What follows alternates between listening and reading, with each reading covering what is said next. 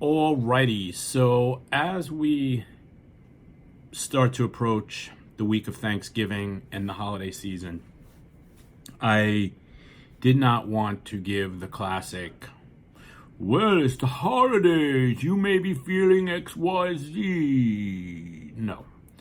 I wanted to kind of put a little twist on this, and the thing I want to think about today is decisions, okay?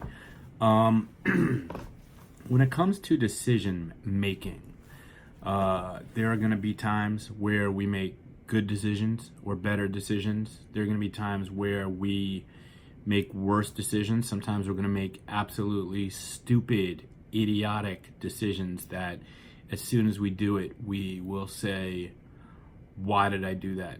Okay. Or as we're paying the price for those decisions, we will say, God, I never should have done that. The other thing is that sometimes we make a decision or we decide to do something or agree to do something when even in our mind, as we say it, even as we're saying yes, we instinctively know it's a bad decision. And there's times where we have no choice but to do something that is, it doesn't have a good outcome, okay? Or sometimes there are bad decisions and worse decisions, and you're trying to make a choice between two bad decisions, okay? Why am I telling you this?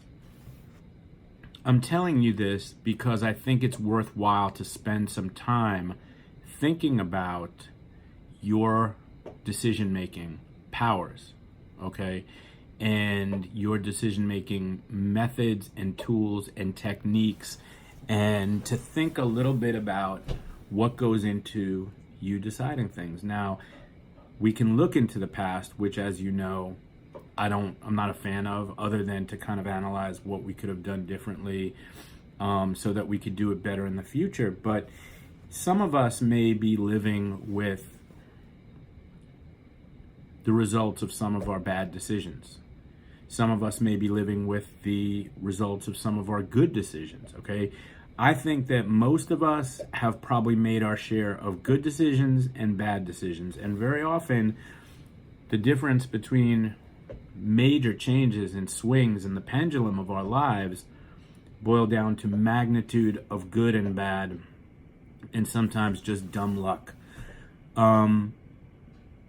For those of you that have made good decisions and have set you up for, to be in a good position, I encourage you to share your decision-making powers, and I encourage you to share how your knowledge and your experience with others who maybe aren't so lucky, or those who have not yet even had the opportunity to make any decisions. Children, young people, people who are newly diagnosed with a similar condition as you, okay? Because certainly as we live with a chronic illness, there are going to be many opportunities to make good decisions, bad decisions, middle of the road decisions. And, my goal is always not to tell people what they should and shouldn't do, but my goal is more so to lay out the information for you. Something cuckoo is going on in the next room. Let's go see what it is. Hey, what are you doing, nut? What are you doing, nut? All right, it's not as bad as I thought it was. So my goal is neither to tell you is not to tell you what you shouldn't do. My goal is to provide you with the best information that I have based upon my experiences, both positive and negative, with patients and in life. Okay, so I will be the first one to say I've made some very good decisions. I'll be the first one to say I've made some very stupid decisions. Okay. But that being said, the goal and the key to any of this is to be able to learn from your mistakes and to be able to learn from your decisions. But also, when you have an opportunity to learn from other people's mistakes and other people's decisions, both good and bad. Well, that is the purpose of ultimate pulmonary wellness, and that is the goal, and that is the motivation behind bringing so many people. Kid, come on, go see what Kid's doing. What's she doing? Go see. But that is the goal behind bringing so many people together who have had positive experiences that we want to replicate, and who have had some negative experiences which we want to avoid. So certainly if somebody can tell you how to avoid falling into that giant hole, well, that's a lot better than falling in the hole 30 times before you figure out it's time to walk down a different street, okay? But the other thing about it is that's the idea behind bringing together so many professionals, so that we have this collective power and this collective, just treasure trove of information. So I encourage you to use it, to read my book, which is available for free to read online, to purchase the book if you like holding a book in your hand, but it is available to read for free at pulmonarywellness.com. I encourage you to watch the webinars. I have dozens of webinars out there with top professionals in the field, okay? And if, petting an alligator gets your arm bitten off, then hopefully only one of us has to pet the alligator before the rest of us realize, hey, we're not going to be petting too many alligators, right? And it's the same thing with living well with any type of chronic condition. It's like we want to read, we want to study, we want to listen, and then we want to make our decisions based upon what we hope is the best information. Now, as I tell you over and over again, there's some bad information out there, okay? I've assembled a team that I trust implicitly, and a team of people that I know personally, and a team of people that I've known personally for many, many years, many of them for decades, right? And so I trust these people implicitly. So hopefully you will use us as a resource as well to kind of filter out some of that BS and to make your decisions based upon both good and bad, information that we, both good and bad decisions, good information based on good and bad decisions and experiences. Now, the one thing I want to say is it's often helpful to say, to take stock in your life and to say, where am I right now?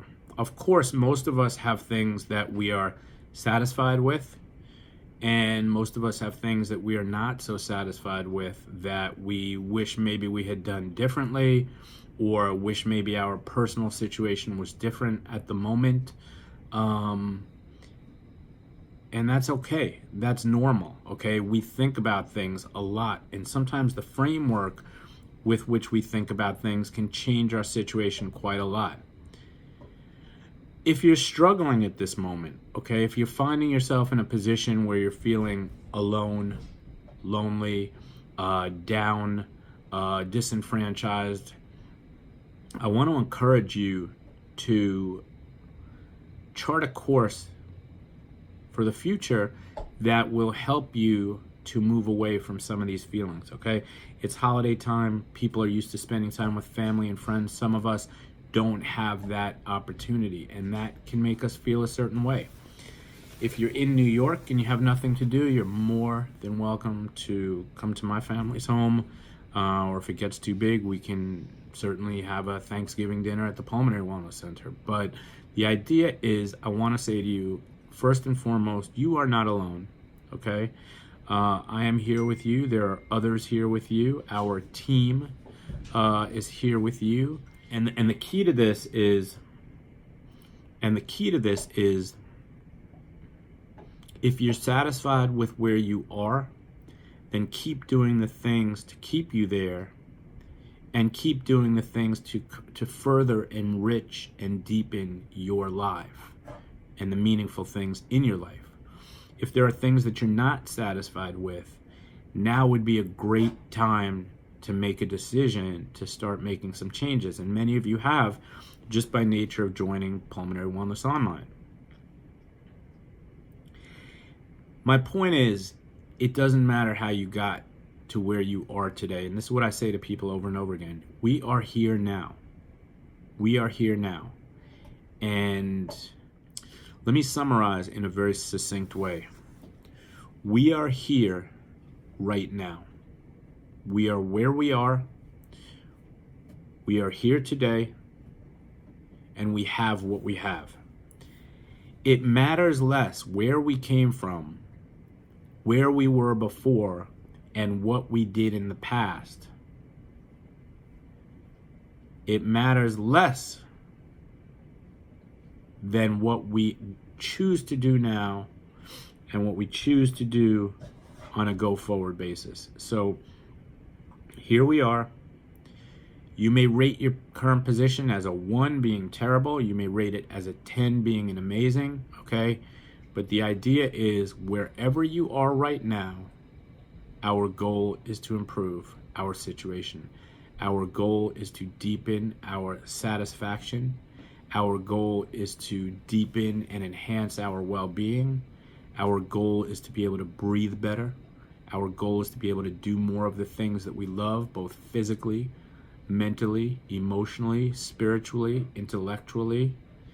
And the goal is to never stop fighting, never quit, never stop hoping, dreaming, believing, but also doing something to ensure that your future is better than your today. Keep moving, keep moving, keep moving. And I give you so much credit for being where you are. And as I told you several times, with more of this, the results only get better. The results only deepen. Your confidence gets better. Your strength, your endurance, your mental fortitude, your will, your power, your inner peace, your comfort, your faith and trust in whatever it is that you have faith and trust in. But most importantly, your faith and your trust in yourself and your own abilities and your ability to handle things when things get rough. Okay? We've given you a lot of tools. We've heard from many people who are implementing these tools and these practices, and their lives are getting better and better and better. And that should not stop. Okay? Again, accentuate the positive, eliminate the negative, figure out the things that are working beautifully for you, eliminate the things that aren't working so well, as long as you've given them a fair shot.